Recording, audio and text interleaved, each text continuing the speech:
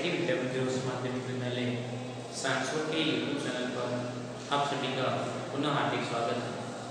आज हम 10वीं क्लास के विज्ञान विषय का 8वां पाठ डिस्कस करने जा रहे हैं। जो विज्ञान का सिलेबस आप देखते हैं उसमें विज्ञान का सिलेबस 4 पाठों में डिवाइडेड है। आपने देखा होगा कि 1 से 4 तक पाठ आपके किसके दर के बायोलॉजी किसके बायोलॉजी के दर के, 5 से 8 तक ये दर है आपके केमिस्ट्री के, और फिर बाद 9 से लेके आप देखते हैं 12 तक, कितने 12 तक ये पाठ आपके दर पे फिजिक्स के, और 13 से लेकर कुछ ऊपर के पाठ 20 तक है टोटल पाठ आपकी। तो 13 से 20 तक इसमें आपको मिक्सिंग में मिल जाता है, इन्वायरमेंट भी आती है, मेडिसिन केमिस्ट्री भी आती है, तो काफ़ी उसमें पार्टिसिपेट हो जाती है। इन्वायरमेंटल व मेडिसिन मतलब विभिन्न प्रकार के बुखार उसकी इंफॉर्मेशन भी इसमें मिलती है, मेडिकल से।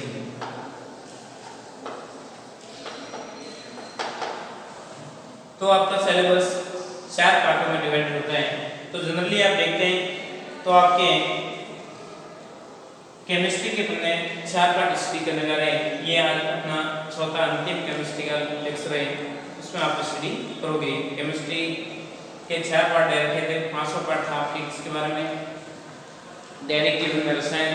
6वां पार्ट था आपके रासायनिक अभिक्रियाएं एवं प्रेरक, और 7वां पार्ट था परमाणु सिद्धांत, तत्वों का आवर्ती वर्गीकरण एवं सामान्य गुणधर्म, और आज 8वां पार्ट है वो आपके कार्बन एवं उसके यौगिक। इम्पोर्टेंट पार्ट है सभी में से आपके फिक्स है।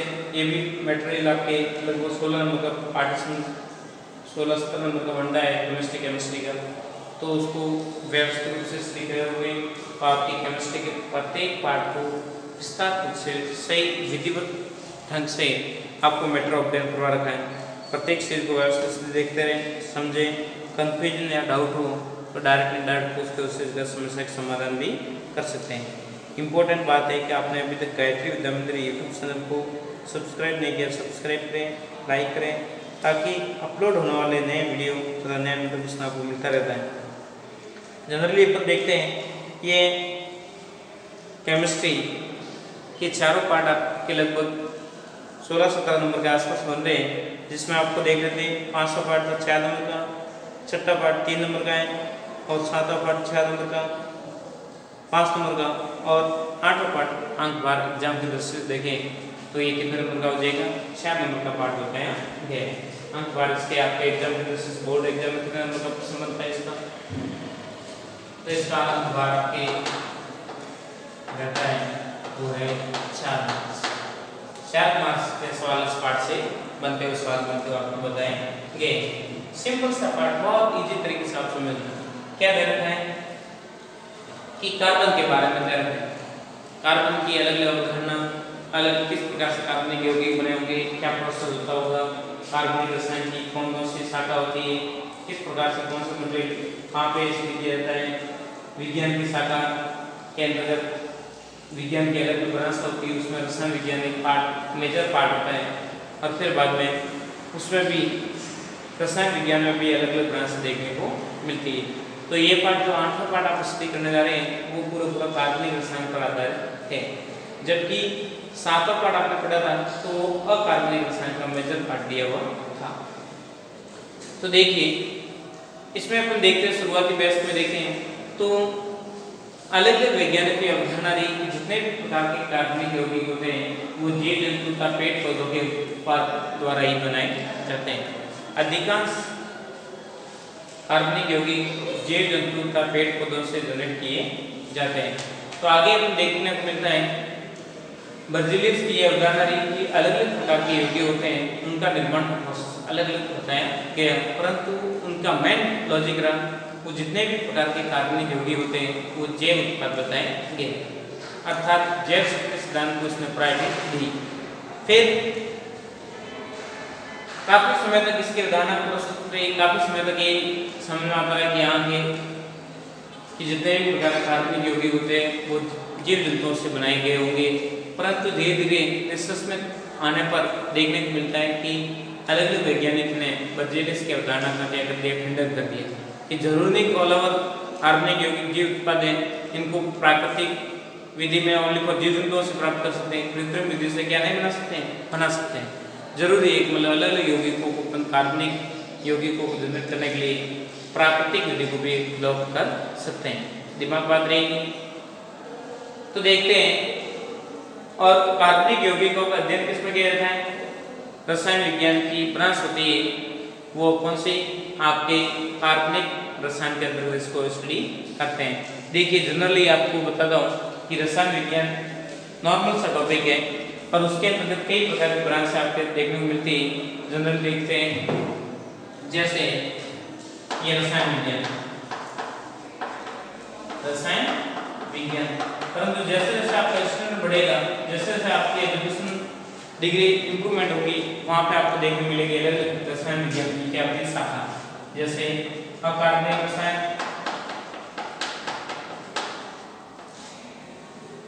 कार्बनिक रसायन, भौतिक रसायन, भौतिकी रसायन,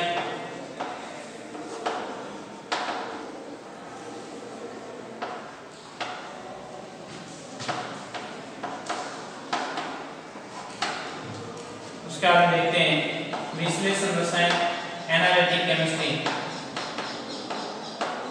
मेडिसिन रसायन, medical chemistry, medical chemistry, industrial chemistry,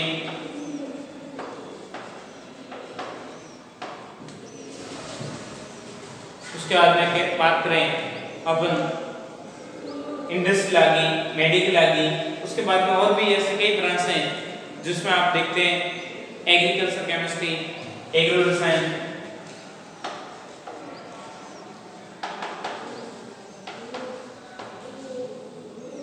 dairy रसायन,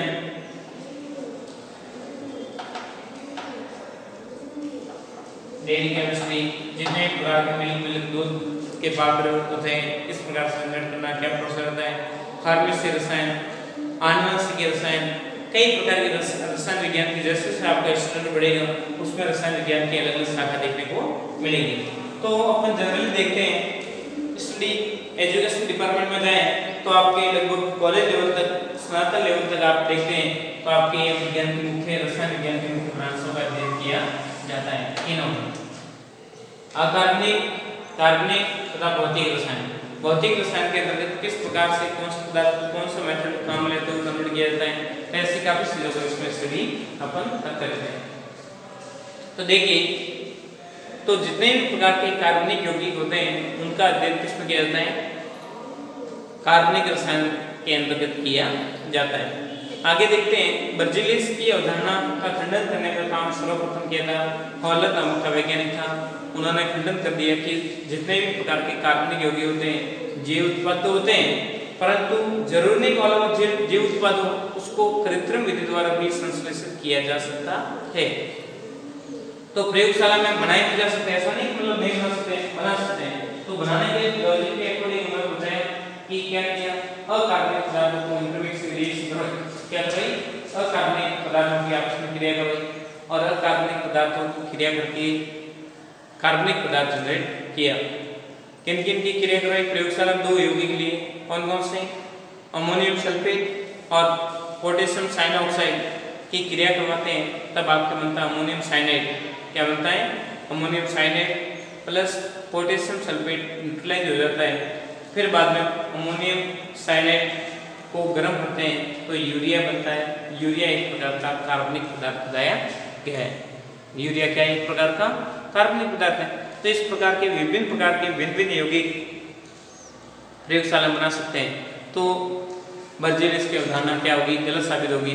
बर्जेलियस ने तो यहाँ तक बता दिया कि कार्बनिक यौगिक ओनली फॉर जैव उत्पाद तो है ही और इसके उपरांत प्रयोगशाला बनाए भी नहीं सकते, वो गलत था उसका। बाकी तो मैटर एक्सेप्ट हो जाता, परंतु बनाए नहीं जा सकते ऐसा था ही नहीं। हर चीज ऐसी कौन सी चीज पॉसिबल नहीं जिसको अपन नहीं बना सकते।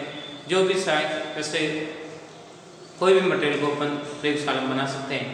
ध्यान दें, प्रयोग करते वक्त सावधानी बरतनी आवश्यक होगी। तो पहले किन किन की दो अभिक्रिया करवाई? अमोनियम सल्फेट, किसकी? अमोनियम सल्फेट तथा पोटेशियम साइनाइड की अभिक्रिया करवाते हैं। ये क्या आपके अमोनियम सल्फेट रिएक्शन करवा रहे हैं पोटेशियम साइनाइड के साथ।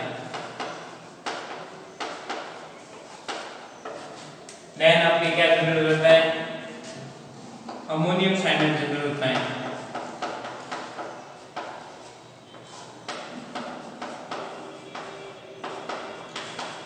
और पोटेशियम सल्फेट क्या होता है? न्यूट्रलाइज हो जाता है।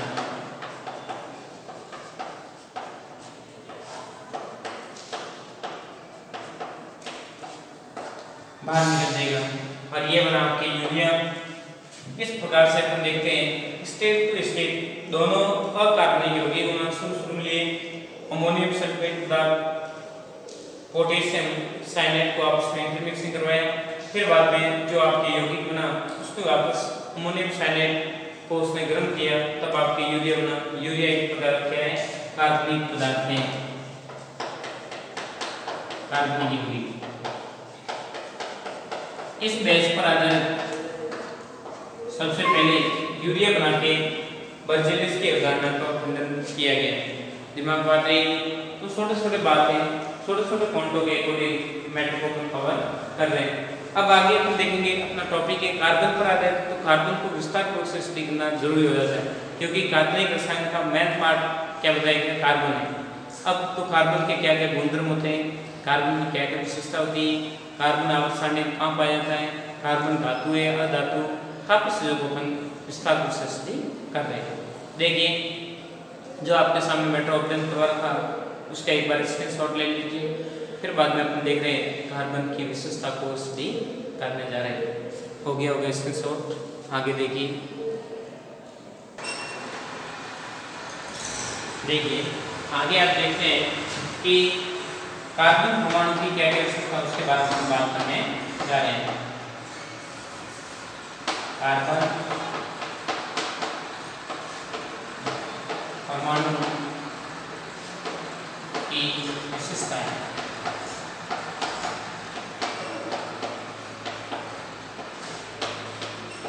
देखिए कार्बन परमाणु क्या क्या विशेषता है? सिंपल सी बात ध्यान रखना, कार्बन परमाणु का संकेत क्या है? कार्बन का संकेत तो आपकी क्या है? C। परमाणु क्रमांक बता रखा है 6। कितना है कार्बन का परमाणु क्रमांक? 6 है। आवर्त सारणी में इसका कहां पे स्थान है? कार्बन p ब्लॉक तत्व है। कौन सा? p ब्लॉक में पाया जाता है। कौन से वर्ग में? p ब्लॉक में भी वर्ग का ध्यान रखना, वर्ग है इसका शब्द वर्ग। कौन सा वर्ग? शब्द वर्ग में कार्बन परमाणु पाया जाता है। उसके बाद में कार्बन क्या है? अधातु है। कार्बन क्या है? अधातु। अब रही बात कार्बन का द्रव्यमान पूछ रहे हैं तो कार्बन का द्रव्यमान कितना रहेगा? द्रव्यमान एवरेज पद होता है 12। कितना होता है? 12। और कार्बन के कितने समस्थानिक हैं? कार्बन के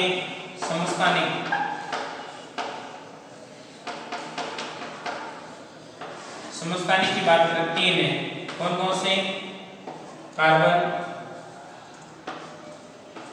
12, कार्बन 13 और कार्बन 14। ये कार्बन के 3 समस्थानिक है जो नॉर्मली ये आपके रेडियोएक्टिव तत्व के रूप में काम करता है। जो ये उसके बाद में इसकी बात करें तो कार्बन रेडिंग में दिन काम लिया जाता है और ये जनरली कार्बन अपने आसपास देखने को मिलता है। तो कार्बन की विशेषता के बारे में बात करें तो कार्बन का संकेत C, कार्बन का परमाणु क्रमांक 6, कार्बन पेवलक तत्व है, वर्ग 14 में पाया जाता है, अधातु है, कार्बनिक परमाणु का द्रव्यमान बताया जाता है 12 और समस्थानिक की बात करते हैं, समस्थानिक के रूप में एग्जिस्ट करता है। उसके बाद में कार्बन का इलेक्ट्रॉन विन्यास बात करें तो कार्बन का इलेक्ट्रॉन विन्यास क्या हो जाएगा, का इलेक्ट्रॉनिक विन्यास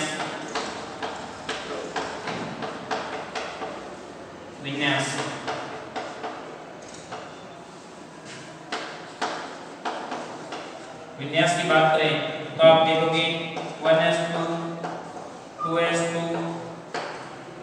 और 2p2 ये कार्बन का सामान्य इलेक्ट्रॉन विन्यास हो जाएगा। या उस रूप में आपको लेना है सेल के रूप में कोष के अकॉर्डिंग, ये तो लक्ष्य के अकॉर्डिंग विन्यास, या फिर इसको ऐसे भी आप लिख सकते हैं Al, इसमें 2 इलेक्ट्रॉन और इसमें 4 इलेक्ट्रॉन, इस रूप में भी आप एक बता सकते हैं। जनरल बात दिमाग करेंगे। उसके बाद में आप देखते हैं कार्बन शत्रु संयोजक तत्व बताया गया है। कार्बन की संयोजकता कितनी होती है, 4 संयोजकता होती है। कार्बन की संयोजकता कितनी होगी, कार्बन शत्रु संयोजक, कार्बन शत्रु संयोजक तत्व है, अर्थात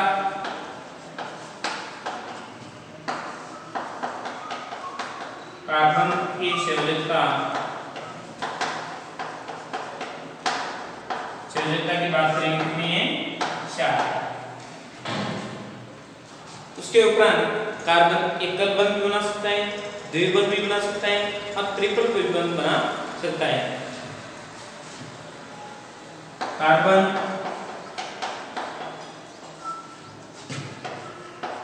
एकल बंध, द्विबंध या त्रिबंध बना सकता है।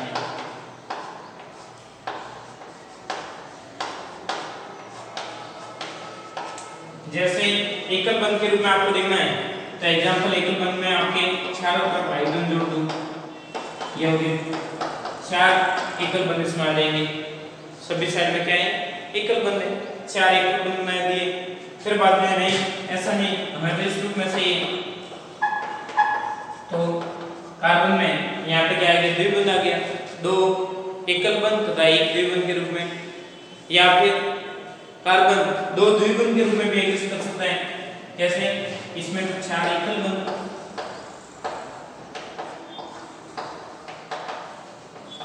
इसमें हाइड्रोजन को ऐसे मैं एक साइड आपको खोल के लिख देता ताकि आपके दिमाग में आ जाएगी ऐसे कि 2 एकल बंध और 1 द्विबंध। फिर 2 द्विबंध भी बना सकता है कार्बन, 2 द्विबंध बनाए इसमें। और आप बात करते हैं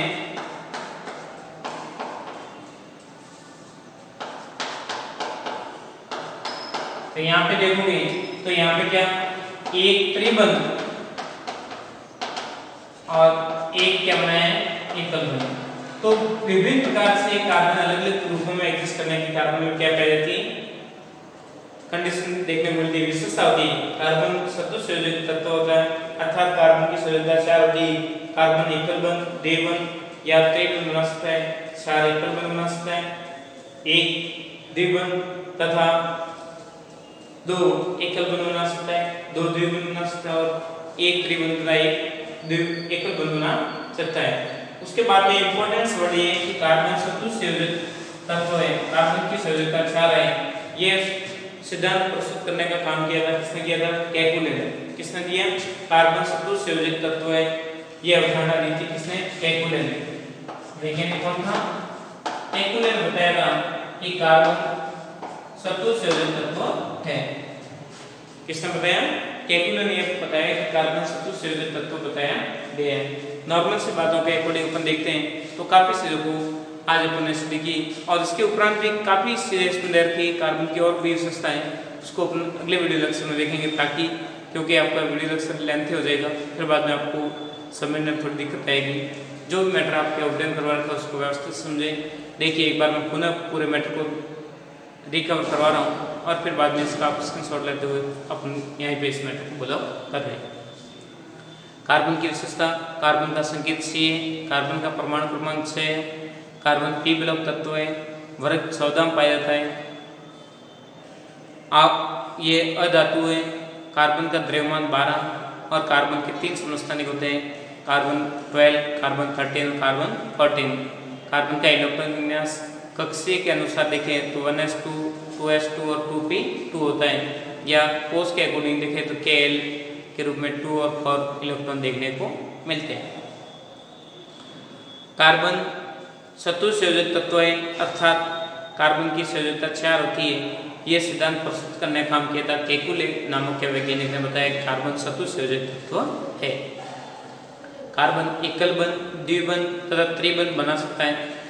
4 एकल बंध बना सकता है, 2 द्विबंध बना सकता है, 1 द्विबंध तथा 2 एकल बंध बना सकता है, 1 ट्रिपल बंध तथा 1 एकल बंध बना सकता है और 2 द्विबंध के रूप में भी एग्जिस्ट कर सकता है, जो अलग अलग उदाहरणों के माध्यम से आपके सामने पेश कर रखे हैं।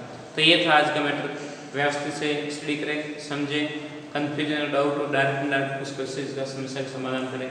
तो इम्पोर्टेंट बात है, गायत्री विद्या मंदिर यूट्यूब चैनल को आपने सब्सक्राइब नहीं किया, सब्सक्राइब करें, लाइक करें, ताकि अपलोड होने वाले नए वीडियो का नया नोटिफिकेशन आपको मिलता रहेगा, ताकि आपकी पढ़ाई कंटिन्यू बनी रहे, घर पर सुरक्षित रहे, अपना काम करते रहे। थैंक यू, धन्यवाद सो मच।